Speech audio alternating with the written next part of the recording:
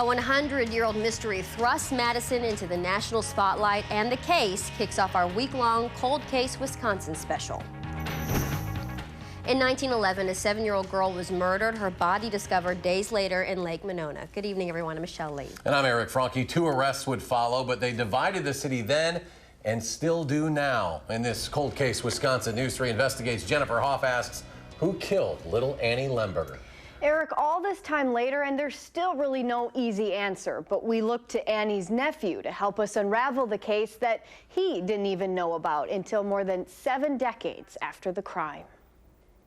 Inside his book, it's just a very, very good mystery. Mark Lemberger brings readers back in time to a dark place in Madison history. The Annie Lemberger mystery is the second most written of child homicide in 20th century America after the Lindbergh baby. Page 3. The headlines captured people's attention all across the country. There's the 7th. Because in 1911, it wasn't often children were murdered. Historian Mark Gajewski. You know, for this kind of child in Madison to get all this attention was really a pretty big deal. It was Labor Day weekend of that year. Newspapers report little Annie Lemberger was kidnapped from her Francis Street family home, near where the Kohl Center is now. Days later, and a mile away, searchers found her body in Lake Monona near Brittingham Bay. She'd been suffocated. But as fast as news of that spread then, it wasn't until 1985 that it reached Mark Lemberger living in South Carolina. This murder mystery in our family of many years gone by was front page in the Wisconsin State Journal that Sunday morning. The little girl who stole America's hearts grabbed Mark's, too, because she was his aunt. After spending years scrutinizing the scandal, his book was born. There were really only 2 possible suspects, and you could make a perfect case for the innocence of either one of them. John Johnson was the town criminal, a convicted child molester and easy target.